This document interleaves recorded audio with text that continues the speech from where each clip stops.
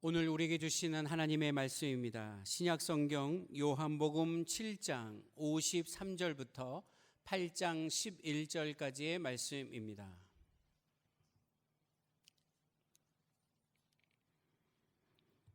요한복음 7장 53절부터 8장 11절까지 우리 말씀을 같이 읽도록 하겠습니다. 53절부터 같이 읽습니다. 시작. 다 각각 집으로 돌아가고 예수는 감람산으로 가시니라. 아침에 다시 성전으로 들어오시니 백성이 다 나오는지라. 앉으사 그들을 가르치시더니 서기관들과 바리새인들이 음행 중에 잡힌 여자를 끌고 와서 가운데 세우고 예수께 말하되 선생이여, 이 여자가 간음하다가 현장에서 잡혔나이다. 모세는 율법에 이러한 여자를 돌로 치라 명하였거니와 선생은 어떻게 말하겠나이까? 그들이 이렇게 말함은 고발할 조건을 얻고자 하여 예수를 시험함이로라. 예수께서 몸을 굽히사 손가락으로 땅에 쓰시니 그들이 묻기를 마지 아니하는지라. 이에 일어나 이르시되 너희 중에 죄 없는 자가 먼저 돌로 치라 하시고 다시 몸을 굽혀 손가락으로 땅에 쓰시니 그들이 이 말씀을 듣고 양심의 가책을 느껴 어른으로 시작하여 젊은이까지 하나씩 나가고 오직 예수와 그 가운데 섰는 여자만 남았더라. 예수께서 일어나사 여자 외에 아무도 없는 것을 보시고 이르시되 여자여, 너를 고발하던 그들이 어디 있느냐? 너를 정죄한 자가 없느냐? 대답하되 주여, 없나이다. 예수께서 이르시되 나도 너를 정죄하지 아니하노니 가서 다시는 죄를 말하지 말라 하시니라. 아멘. 함께 읽은 요한복음 7장 53절부터 8장 11절까지의 말씀을 가지고 다시는 죄 짓지 말라라고 하는 제목으로 함께 은혜를 나누고자 합니다. 마스크를 다 쓰시고 예배 드시나 좀 불편하시겠지만 마스크를 써야 할 상황입니다. 나를 위한 것도 있겠지만 다른 사람의 배려를 위해서라도 꼭 마스크를 착용하셔야 되겠죠. 불편하더라도 우리가 이런 상황에서도 믿음 잃지 아니하고 하나님 앞에 온전히 예배하고 하나님의 뜻을 구하는 지혜가 우리들에게 있기를 간절히 기원합니다. 또 우리 하나님, 우리를 긍휼히 여기시고 하루빨리 이 모든 질병으로부터 자유케 되는 그날이 반드시 곧 오리라 또 믿고 있습니다. 계속해서 기도해 주시고 또 여러분 스스로도 잘 관리하셔서 바이러스에 감염될 수 않도록 힘써 주시기를 부탁드립니다. 오늘 함께 읽은 말씀의 내용의 시작이 53절부터 시작이 되었다는 것이 좀 특징입니다. 보통 이렇게 사건이 전환되면서 장이 바뀌는데 오늘 8장 1절은 7장 53절을 달고 있습니다. 그 의미가 있을 것 같아요. 사도 요한이 이 요한복음을 써내려가면서 53절을 거기에 끼워 넣었다라는 것이 의미가 있습니다. 뭔가 의도가 있겠죠. 53절을 읽어보니까 이렇게 되어 있습니다. 다 각각 집으로 돌아가고. 자, 이들이요 명절을 지냈습니다. 사람들이 엄청나게 모였습니다. 흥겨운 명절을 지내고 또 예수님으로부터 가르침을 받았습니다. 수군거린 사람들이 있었습니다. 예수님을 믿을 수 없다. 그리고 예수님이 메시아다. 이렇게 의견이 분분한 가운데 좀 혼란스러웠지만 그 모든 명절의 행사들이 끝나고 각각 집으로 돌아갔다라고 성경은 기록합니다. 네, 우리도 오늘 예배가 끝나면 여러분들 각각 집으로 들어가시겠죠. 사람들은 끝나고 나면 일을 마치면 각각 집으로 돌아간다는 것이죠. 근데 그 8장 1절에 이렇게 기록합니다. 예수는 감람산으로 가시니라.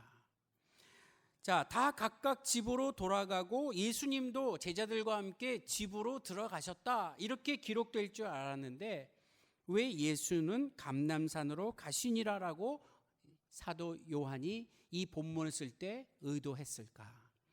그러면 예수님이 딴 때는 다른 때는 감람산으로 안 가시다가 하필 이날만 가셨을까요? 저는 그렇게 생각하지 않습니다. 예수님은 언제나 감람산에 가서 겟세마네 가서 동산에 올라가셔서 기도하셨던 분입니다. 왜요? 그는 늘 하나님의 뜻을 묻고 하나님의 구원의 약속을 이루기 위해, 구원의 약속을 성취하기 위해 날마다 하나님으로부터 음성을 듣는 삶을 살았다는 것입니다. 그렇다면 오늘 8장 1절에 예수는 감람산으로 가시니라 라고 하는 이 한 구절은 앞으로 나올 사건들을 어떻게 극복하셨는지의 열쇠가 여기에 담겨져 있습니다. 저는 여러분들에게 이렇게 여쭙고 싶습니다. 여러분들은 위험한 일을 닥칠 때, 환난이 다가올 때, 또 삶의 위기를 느낄 때 여러분이 올라갈 만한 감람산이 준비되어 있습니까? 우리 예수님은 이제 곧 십자가를 지시고 십자가에서 죽음을 맞이할 위기에 처해 있습니다. 가룟 유다가 배반하고 떠나고 수제자였던 베드로도 예수님을 배반하는 상황을 당할 것입니다. 예수님은 이것을 모든 것을 다 알고 계셨습니다. 예수님은 무척 마음이 울적하기도 하고 불안하기도 하고 또 예수님 마음속에 괴로움이 가득할 텐데 예수님은 이때에 감람산으로 가셔서 그곳에서 시간을 보내셨다는 것입니다. 예수님 감람산에 왜 가셨을까요? 나무하러? 산책하러? 고사리 꺾으러 가셨을까요? 약초캐러 가셨을까요? 아닙니다. 예수님은 앞으로 닥칠 위기, 그 십자가의 죽음을 감당하기 위한 하나님의 지혜를 구하기 위해 감람산으로 올라가 기도하셨습니다. 여러분, 예수님 감람산에 올라가셔서 기도하셨다라는 것 믿으시죠? 그렇다면 오늘 예배하는 우리들에게도 이런 삶 속의 위기와 역경과 고난이 닥칠 때 내가 올라가야 할 감람산이 어딘가를 분명히 정해 놓으셔야 합니다. 여러분, 다른 데서 방황하지 마시고 다른 데서 고생하고 마음 아파하지 마시고 주님께로 나와 곧 감람산이 되어주시는 우리 예수님께 모든 짐을 내려놓고 아뢰며 기도하는 지혜가 있기를 간절히 기원합니다. 오늘 예수님은 감람산에 올라가 기도하셨습니다. 아마 그리고 자세한 내용은 없지만 정말 눈물이, 그 땀이 핏방울이 될 정도로 기도하셨던 그 모습 그대로 열심히 기도하셨을 것입니다. 자, 그 다음에 날이 밝았습니다. 2절에 보니까 아침에 다시 성전으로 들어오시니, 예수님 밤에 기도하시다가 날이 밝고 아침이 되어 이제 좀 집에 가서 쉬시거나 또는 집에 가서 뭐 다른 일을 하시는 것이 아니라 곧바로 성전으로 들어오셔서 백성들이 앉아 있는 그곳에서 그들을 가르치시기 시작하셨습니다. 그래서 우리 성경을 보면 예수님의 사역들이 주로 무엇인가를 요약해 보면 가장 중요한 사역은 기도하시는 사역이었습니다. 하나님의 뜻을 구하고 하나님의 뜻을 따라 그 약속을 성취해 나가는 일을 위해 기도하셨던 분이었고, 중요한 두 번째 사역은 가르치시는 것이었습니다. 하나님의 나라 천국을 가르쳐 주셨습니다. 무엇을 해야 구원을 얻는지, 하나님께서 우리에게 향하신 그 사랑이 얼마나 큰지를 가르쳐 주셨습니다. 예수님의 주요 사역 두 가지는 기도와 가르침이었습니다. 여러분, 그래서 교회는, 그리스도인들은 이 기도와 가르침의 은사들을 받으셔야 합니다. 우리는 늘 기도해야 하고 항상 기도를 통해 하나님으로부터 지혜를 구해야 하듯이 우리는 말씀을 듣고 배워야 하고 또 배웠으면 누군가에게 그 말씀을 가르치고 전하는 사역을 해야 합니다. 그래서 교회는 기도하는 곳이고 말씀을 배우는 곳입니다. 교회는 친교하고 체육대회하고 야외에 가는 것이 목적이 아니라 그것은 필요에 따라서 행할 수 있겠지만 제일 중요한 사역은 기도하는 곳입니다. 교회에 나오는 성도들은 기도부터 해야 합니다. 다른 것이 아닌 기도가 우선이 되어야 합니다. 그리고 두 번째는 말씀을 배워야 합니다. 말씀을 듣고 읽고 묵상하는 가운데 우리에게 행하신 하나님의 음성을 분별할 줄 아는 지혜를 키워야 합니다. 지혜를 키우지 않으면 읽어도 알 수 없고 읽어도 자기 뜻대로 해석하면 엉뚱한 해석을 할 수 있기 때문에 잘 배워야 합니다. 배움에는 나이가 없습니다. 어떤 제한이 없습니다. 여러분, 교회 오셔서 말씀을 잘 배우시고 배우신 말씀을 또 누군가에게 가르치는 사역에 여러분 열심을 내셔야 그게 바로 그리스도인인 것입니다.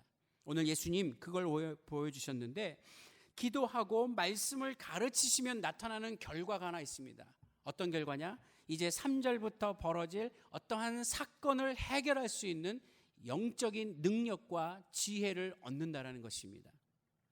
결론적으로 말씀드린다면 오늘 본문 말씀은 가늠하다 현장에서 붙잡힌 여자를 용서해 주신 예수님의 사랑도 볼 수 있지만, 그 이면에 우리가 놓쳐서는 안 될 것은 기도하고 말씀을 배우는 자는 이런 위기 상황 속에 극복할 수 있는 성령의 지혜를 얻고 산다라는 것입니다. 그래서 오늘 예배하는 저와 여러분들에게도 이 성령의 지혜가 있어서 이런 삶의 어려운 문제 속에 해결할 수 있는 놀라운 은혜가 저와 여러분들에게 있기를 주의 이름으로 간절히 기원합니다. 오늘 본문 말씀 보니까 3절에 서기관들과 바리새인들이 음행 중에 잡힌 여자를 끌고 와서 가운데 세우고 예수께 말하고 있는 장면이 시작입니다.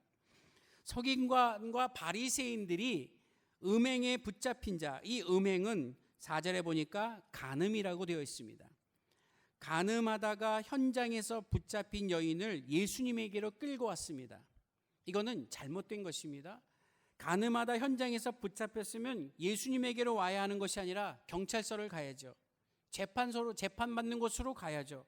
그 죄를 물을 곳으로 가야지 왜 예수님께로 나왔겠습니까? 오늘 성경은 그 의도를 분명히 말하죠. 8절에 보니까 그들이 이렇게 말함은 고발할 조건을 얻고자 하여 예수를 시험함이러라. 그들은 예수님을 공경에 빠뜨려서 예수님의 가르침이 정말 잘못된 것이다, 예수님의 가르침이 이율배반적이다 라는 것을 증명하고자 지금 이 여인을 끌고 왔다라는 것입니다. 여러분, 가만히 보면 우리의 인생에도요, 이렇게 억지를 부려서 우리를 공경에 처하려고 빠뜨리는 함정 같은 일들이 참 많습니다. 우리에게로 와야 할 문제가 아닌데 우리가 공경에 빠뜨리실 수밖에 없는 상황을 만들어가는 그런 일들이 있다라는 것입니다. 사탄들에 의해서, 악한 영들에 의해서 우리가 이런 위기에 처할 때 난감하겠죠.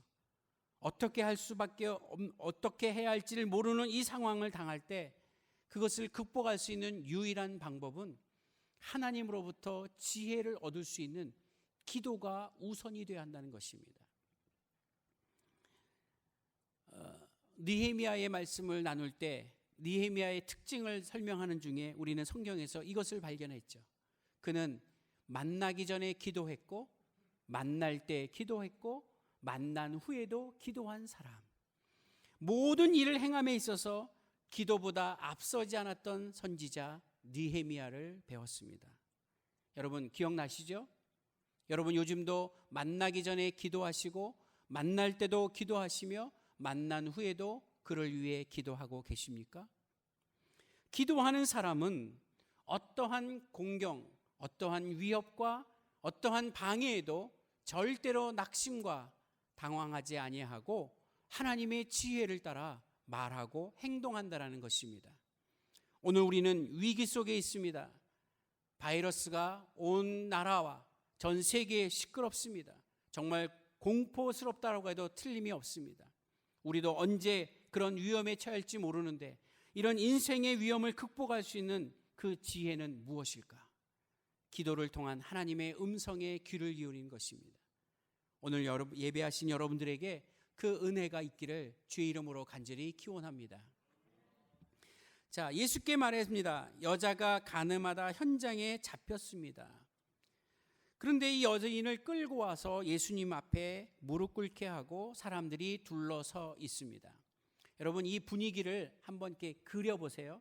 지금 상황이 어떤지. 넓은 광장에 예수님이 가운데 계시고 그 앞에 지금 간음하다 현장에서 붙잡혀 끌려온 여인이 거기에 엎드려 있습니다. 이 여인의 모습이 어떨 것 같습니까? 제가 한번 예상해 보니까 헝클어진 머릿결, 옷도 제대로 갖춰 입지 않고 찢어졌거나 옷이 반쯤 벗겨져 있는 그 모습, 그리고 얼굴에는 아주 심한 공포에 질려서 벌벌 떨고 있고 눈물 흘리며 거기 엎드려 있는 여인을 보겠죠. 신발이나 제대로 신었겠을까요? 맨발로 질질 끌려오며 거기에 엎어져 있는 이 한 여인이 보여집니다. 자, 주변에 누가 서 있습니까? 서기관들, 바리새인들, 그리고 그들에 의해 동조되었던 많은 사람들이 그 주변을 둘러서 있습니다. 오늘 본문에 보니까 그들의 손에는 크고 작은 돌멩이들이 하나씩 손에 들려져 있었습니다. 왜일까요? 그 돌들은 뭐 하는데 쓰는 물건일까요? 가늠하다 현장에서 붙잡힌 사람을 돌로 쳐 죽여도 된다라고 하는 율법을 따라 실행에 옮기려고 준비한 사람들의 모습입니다. 어쩌면 그들은 율법을 철저히 지키니까 당연히 현장에서 가늠하다 붙잡힌 이 여인을 돌로 쳐 죽이는 것이 아무 문제 되지 않았습니다. 그냥 하면 됩니다. 돌을 던져 그 여인이 죽을 때까지 돌을 던지면 되는 것입니다. 그거는 공동의 범죄가 아니라 율법에서 말한 가늠한 사람이 받아야 할 형벌이기 때문입니다. 자, 이 사건 현장에 한 가지 좀 의문스러운 점이 있습니다. 뭐냐 하면 가늠하다가 현장에서 붙잡혔는데 상대는 남자는 어디 갔냐는 것입니다. 가늠을 이 여인이 혼자 할 수는 없을 텐데 상대의 역이었던 남성은 도대체 어디 가서 이 자리에 나타나지 않았는가? 왜 그는 끌고 오지 않았을까? 이게 하나 조금 의심쩍고요. 두 번째로는 그 끌고 올 여인이 간음의 현장에서 붙잡혔다는데 간음이라고 하는 범죄가 그렇게 사람에게 알려질 만큼 노출될 만한 범죄가 아닌데 의도적으로 누군가가 지켜보고 있다가 아마 덫을 놔서 덫에 걸리도록 의도적으로 만들지 않았을까라는 궁금증을 나타내 봅니다. 아무튼 이 여인이 예수님 앞에 엎드려져 있고 많은 사람들이 돌을 들어 이 여인을 치려고 지금 아주 극단적인 상황에 처해 있습니다. 자, 서기관들과 바리새인들이 예수님께 말합니다. 여자가 간음하다 현장에서 잡혔는데 모세의 율법에 이러한 여자를 돌로 치라 명하였는데 선생은 어떻게 하겠느냐 이것입니다. 레위기 20장 10절에 분명히 기록되기를 간음하다 붙잡힌 남성과 여성은 돌에 맞아 죽어 마땅하다라고 기록이 되어 있습니다. 이들은 율법을 잘 아는 사람들입니다. 이들은 율법을 지키려고 무척 노력하는 사람들이니까 극히 이해는 갑니다만 왜 이것을 예수님께 묻고 이 일들을 진행하려 했을까? 여러분, 지금 유대인들은 로마의 식민지 아래에 있습니다. 그러니까 어떻게 보면 그들은 율법보다 그 상위의 법인 로마의 법을 따라야 하는 사람들입니다. 근데 로마의 법에는 이 당시에 간음하다 붙잡힌 사람을 돌로 때려 죽여서 사형시키라는 법은 없다고 합니다. 오히려 그것은 무슨 어떤 매를 맞거나 감옥에 몇 돈 얼마 정도 갇혀서 있는 거는 되어 있지만 죽게까지 돌로 치라는 법은 없으니 이게 아주 난감한 상황이 돼버린 겁니다. 그래서 서기관과 바리새인들이 요구하는 대로 모세의 율법대로 한다면 죽여야 하고 로마의 법대로 하면 용서해 줘야 하는데 예수님은 이럴 수도 저럴 수도 없는 진퇴양난의 지금 상황을 맞이하게 되신 것입니다. 만약 돌로 치라, 율법대로 돌로 치라 했으면 로마의 법을 어기는 함부로 사형 언도를 내리는 월권 행위도 되고 법을 강제로 집행하는 그런 아주 무시무시한 범법자가 될 수 있겠죠. 반대로 죽이지 말고 살려서 보내라 그랬다면 아마 율법을 거부하는 하나님의 명령을 따르지 않는, 그래서 당신 자신이 말한 하나님으로부터 보내심을 받았다는 말은 성립이 되지 않는, 이렇게 대답을 해도 저렇게 대답을 해도 어떤 만족을 느낄 수 없는 그 상황에 예수님이 처했다는 사실입니다. 이럴 때 어떻게 대답을 하는 게 좋을까? 우리는 물론 결론을 아니까 뭐 그냥 쉽게 생각하지만 여기까지 한번 곰곰이 말씀을 묵상하면 정말 난감한 상황일 것입니다. 그런데요, 우리가 인생을 살다 보니까 이렇게 이러지도 못하고 저러지도 못하고 이렇게 말하지도 저렇게 말하지도 못하는 이런 상황들을 우리는 종종 맞닥뜨리게 됩니다. 여러분 그러신 적 있으셨죠? 없으셨습니까? 마스크를 끼고 계셔서 대답하시니까 잘 안 들리는데 고개만 끄덕이셔도 됩니다. 그런 경우 있으셨습니까? 없으셨습니까? 네, 있죠. 그런 상황이 없을 수가 없을 거예요. 자, 그럴 때 여러분 어떻게 그 위기를 극복했는지를 한번 가만히 되새겨 보면 실수한 적도 있고 또 위기를 잘 넘긴 적도 있겠지요. 자, 오늘 예수님이 이 위기를 어떻게 극복하셨는가? 저는요, 가장 중요한 원칙을 먼저 말씀드립니다. 8장 1절로 거슬러 올라가서 감람산으로 가셨다라는 것입니다. 이 일들이 일어날 것을 예수님은 이미 알고 계셨고 예수님은 이 일뿐만 아니라 다른 어떤 일도 그것을 지혜롭게 감당할 수 있도록 항상 기도로 준비되신 분이었다라는 사실입니다. 기도로 준비된 사람, 이건 굉장히 힘 있는 사람입니다. 오늘 예배하는 저와 여러분들 기도로 준비된 사람 되시기를 주의 이름으로 기원합니다. 그래서 이 위기 시간들을 넘겨낼 수 있는 능력이 기도를 통해 하나님으로부터 공급되어지기를 간절히 소망합니다.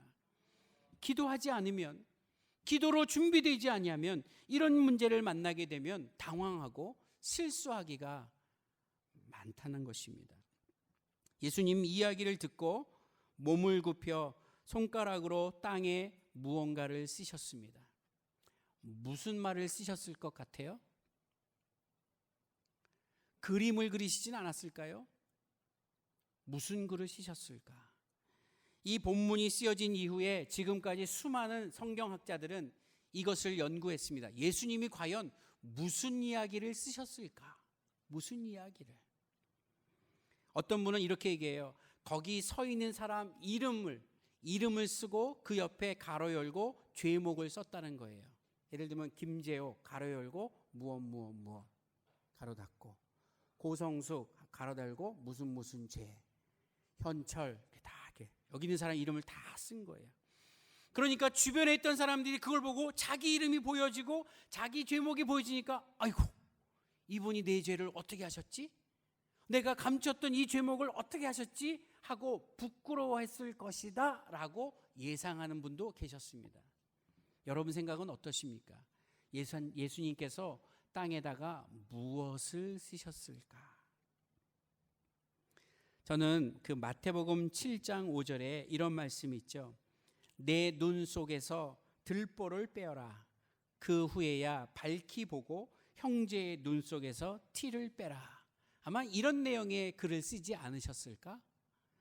어떻게 내 눈 속에 있는 들보는 깨닫지 못하고 왜 남의 눈 속에 있는 티를 정죄하기 위해 여기 이렇게 서 있느냐? 아마 그런 의도의 글을 쓰지 않으셨을까? 정확하게 알 수 없지만 예수님은 무언가를 쓰셨고요. 그 글들을 쓰는 동안 사람들은 계속해서 예수님에게 채근했습니다. 빨리 정죄하라, 빨리 말하라. 그때 예수님은 다시 그들을 향하여 이렇게 말씀하십니다. 너희 중에 죄 없는 자가 먼저 돌로 치라. 너희 중에 죄 없는 사람부터 돌로 치라. 돌을 던져라. 오늘 이 시간에 똑같은 환경과 똑같은 상황이라면 여러분들은 어떻게 반응하시겠습니까? 자, 우리 중에 누가 먼저 돌을 던질 수 있겠습니까? 한번 질문 드려볼게요. 내가 먼저 돌을 던질 자신이 있다. 너희 중에 누구든지 죄 없는 자가 돌로 먼저 던지랬으니까 나는 아무리 생각해도 죄가 없으니까 내가 먼저 돌을 던질 거야 라고 자신하시는 분 계십니까? 제발 손 들지 말아주세요. 제발 부탁입니다. 제가 그 손을 안 볼 수 있도록. 사도 바울은 로마서에 모든 사람이 죄를 범하였음에 하나님의 영광에 이르지 못하더니, 모든 사람이 죄를 범하였는데 죄를 깨닫지 못하고 나는 죄가 없으니 내가 돌을 던질 수 있다라고 생각하는 것이 얼마나 어리석은지 오늘 주님은 말씀을 통해 가르쳐 주십니다. 그렇죠? 누구도 우리는 돌을 던질 자격이 없는 사람입니다. 물론 우리는 간음은 하지 않았지만 간음하지 않았다고 우리는 깨끗한 의인이 아닙니다. 우리는 어쩌면 간음보다 더 큰 죄를 지었을 것이고 그거와는 조금 약하지만 또 다른 죄를 지은 사람입니다. 죄는 크고 작은 게 아니라 죄는 무조건 죄입니다. 주님의 관점에서 볼 때 우리는 모두 다 죄 지음 받은 사람들입니다. 자, 이 말씀을 들은 사람들이 다시 예수님이 굽혀 글을 쓰는 동안 이상한 소리가 들렸습니다. 무슨 소리일까요? 돌이 떨어지는 소리입니다. 툭, 툭, 툭, 툭, 툭. 그들의 손에 있던 돌들이 땅에 떨어지기 시작했습니다. 그리고 하나 둘씩 그 자리를 떠났다고 기록하고 있습니다. 근데 참 희한하게도 그 떠났던 사람들의 순서가 있는데 나이가 많은 사람으로부터 어린 사람으로까지 순서가 되었다. 오늘 예배드리는 우리 어르신들에게 대단히 죄송하지만 인생을 살면 살수록 죄 짓는 것과는 비례적인 모습이 있지 않는가. 살면 살수록 죄를 더 많이 짓게 되는 것이 성경의 이야기 아닐까. 한번 이렇게 생각해 봅니다. 그렇습니다. 우리 중에 누구도 이 죄로부터 자유한 사람이 아무도 없겠죠. 오늘 저는 이 말씀을 통해서 이런 생각을 해봅니다. 주님, 제 손에 있는 돌멩이를 내려놓게 하여 주옵소서. 내 주머니에 아직도 불룩하게 담겨져 있는 돌멩이들을 다 끄집어내어 버리게 하여 주옵소서. 누군가를 정죄하려고 들고 있던 돌멩이, 나는 깨끗하고 너는 죄를 졌다, 너는 잘못했다, 네가 한 것이 얼마나 큰 범죄이냐라고 소리치며 그들을 정죄하려던 나의 마음속에 있는 돌멩이들을 다 내려놓게 하여 주옵소서. 여러분 한번 여러분의 양손을 한번 쳐다보실래요? 여러분 이렇게 양손을 한번 들여다보세요. 거기 돌멩이 있습니까? 없습니까? 여러분 손에 지금 돌멩이가 있습니까? 없습니까? 지금 방금 버리셨으니까 없습니까? 여러분 주머니에 돌멩이 있습니까? 없습니까? 여러분 머릿속에 지금 두고 보자 내가 언젠가 너를 혼내리라고 한 돌멩이 있습니까? 없습니까? 여러분 마음속에 내가 언제 기회가 되면 너를 한번 혼내주겠다, 내가 한번 너를 톡톡히 망신 줄 거다, 내가 잘못한 것을 내가 꼭 알려주리라고 마음먹었던 돌멩이들 있으십니까? 없으십니까? 우리 오늘 2000년 2월 23일 주일 예배를 드리면서 내 손에 있던 돌멩이, 내 주머니에 있던 돌멩이들, 내 머리와 내 가슴 속에 있는 누군가를 정죄하고 누군가의 죄를 심판하기에 품었던 돌멩이들을 오늘 이 시간부로 다 땅에 내려놓고 우리 그 자리를 벗어납시다. 다시는 그 돌멩이를 다시 끌어들여 누군가에게 던지려고 폼 잡지 않았으면 좋겠습니다. 우리 남원교회 성도들은 누군가를 향하여 돌멩이를 던지는 자가 아니라 그 돌멩이가 아닌 그리스도의 사랑으로 품을 수 있는 넓은 마음, 주님의 마음으로 변화된 삶이 되기를 주의 이름으로 간절히 기원합니다. 기원합니다. 오늘 예수님 말씀하셨죠? 너희 중에 죄 없는 자가 먼저 돌지라. 여러분 아무도 돌을 들 사람도 없고 돌을 던져서는 안 될 것입니다. 왜요? 우리는 똑같은 죄인이었고 우리는 용서받은 자들이기 때문이었습니다. 자, 예수께서 일어나사 여성에게 묻습니다. 여자야, 너를 정죄하고 너를 고발한 자들이 어디 있느냐라고 묻습니다. 그때 이 여인이 이렇게 대답합니다. 주여, 없나이다. 몸이 만신창이가 되어 망신당하고 있던 이 여인, 눈물 흘린 것을 닦으며 주변을 돌아봤을 것입니다. 아무도 없고 예수님밖에 없는 것을 알고 이 여인의 마음속에 무슨 생각을 했을까? 휴, 살았다. 난 이제 죽지 않는구나. 아마 이런 생각을 했을까요?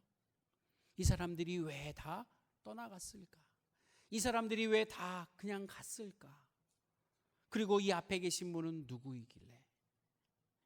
온갖 생각이 다 갈 때 예수께서 그 여인에게 말합니다. 나도 너를 정죄하지 아니하겠다. 할렐루야. 할렐루야. 우리가 이 말씀 때문에 오늘 살아난 것입니다. 예수님께서 만약 자, 다 어디 갔니? 예, 아무도 없습니다. 그래, 이제 너와 나 둘 뿐이지. 이제 내가 너한테 심판할 거야. 너 간음죄 저질렀구나. 그게 얼마나 나쁜지 알지? 너 오늘서부터 몇 년 동안은 집에 꼼짝 말고 갇혀 있어야 된다. 너 한다. 내가 널 정죄한다. 하나님의 이름으로 너한테 심판하노니 너는 다시는 뭐뭐 하지 못할 것이다. 만약 이렇게 정죄하고 자, 이제 너도 가라 라고 했다면 오늘 이 자리에 앉아서 예배할 분 한 분도 안 계실 것입니다. 근데 오늘 주님 이렇게 말씀하셔요. 나도 너를 정죄하지 아니하겠다. 이 말씀은 이 여인에게 하신 말씀이 아니라 오늘 예배하고 있는 우리에게 하신 말씀입니다. 아무개야, 나도 너를 정죄하지 아니하겠다. 왜요? 죄가 약해서? 예수님도 죄가 있어서? 아닙니다. 다 알지만, 우리의 죄를 알지만 주님은 심판과 정죄의 분이 아니라 사랑과 용서의 분으로 우리에게 오셨기 때문입니다. 그래서 오늘 우리를 용서해 주시고 사랑해 주시고 다시는 죄 짓지 않도록 또 한 번의 기회를 주신 분이 예수님이시라는 사실입니다. 그래서 그 은혜 때문에 우리가 오늘 이 자리에서 예배 드리게 되는 것입니다. 한 분도 예외 없이 나도 너를 정죄하지 아니하노니라는 음성을 들었고 그 음성 때문에 힘이 나고 신이 나서 오늘 이 자리와 예배 드립니다. 그리고 주님 한 말씀 하십니다. 가서 삶의 현장으로 들어가서 다시는 죄를 범하지 말라. 여러분, 오늘 이 말씀이 우리 마음속에 기억되기를 소원합니다. 여러분, 예수님의 첫 사랑, 예수님의 첫 번 용서를 받은 이후 여러분은 다시는 죄를 안 지으셨습니까? 그날 이후로 한 번도 죄 안 지으셨습니까? 아니죠.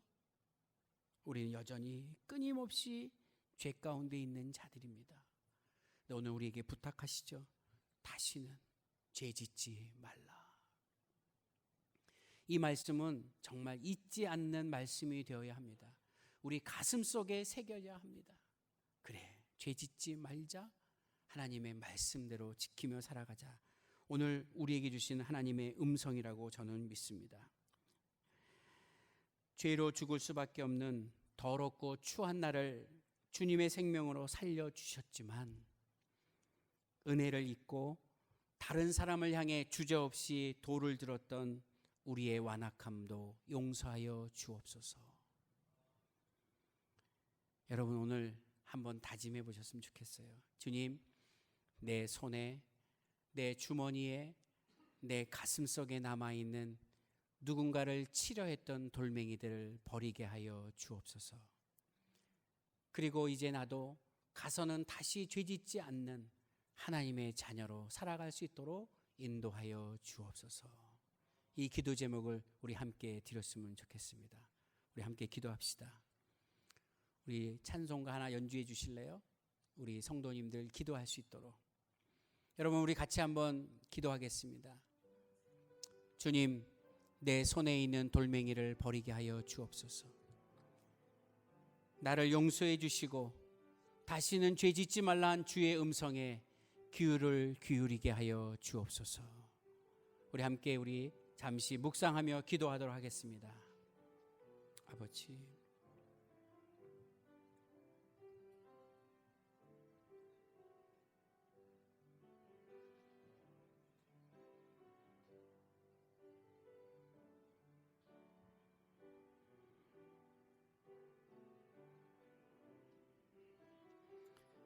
아버지,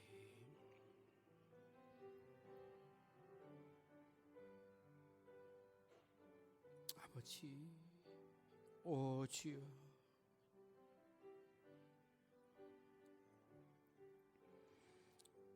하나님 아버지, 우리를 구원하시기 위한 방법으로 예수님을 이 땅에 보내주셨고, 우리 예수님은 심판과 정죄함이 아닌 우리를 용서해 주시고 새로운 삶의 기회를 주셨음을 말씀을 통해 듣습니다. 간음죄는 당연히 범죄 행위고 이 여인은 유죄이지만 우리 예수님은 그를 유죄로 범죄자로 취급하지 아니하시고 다시 한번 새 삶을 살 수 있도록 기회를 주시며 다시는 죄 짓지 말라고 말씀해 주셨으니 그 은혜와 사랑이 얼마나 큰지를 말씀을 통해 다시 한번 듣습니다. 오늘 예배하는 우리들도 그 은혜를 얻었고 우리의 죄가 용서함 받았음을 믿지만 우리는 여전히 또 반복하여 죄를 짓고 또 이렇게 범법처럼 살아가는 우리임을 고백하오니 주님, 오늘 이 말씀을 통해 용서받음을 깨닫게 하시고 다시는 죄 짓는 일이 없도록 우리를 붙잡아 주시옵소서. 오늘 예배하는 우리 남원교회 온 성도들 마음속에 진정한 용서의 기쁨으로 살아가게 하되 죄 짓는 일이 없도록 항상 성령이여 인도하여 주시옵소서. 또한 특별히 간절히 간구할 것은 이제까지 마음속에 품고 있던 누구를 원망하고 누구를 정죄하려고 했던 우리의 마음속에 용서의 마음으로 변화시켜 주셔서 우리의 가슴속 깊이 잠겨있던 많은 돌멩이들을 다 버릴 수 있도록 인도하여 주시옵소서. 우리를 용서하시고 우리를 다시 새로운 삶으로 인도하신 우리 주 예수 그리스도의 이름으로 기도하옵나이다. 아멘.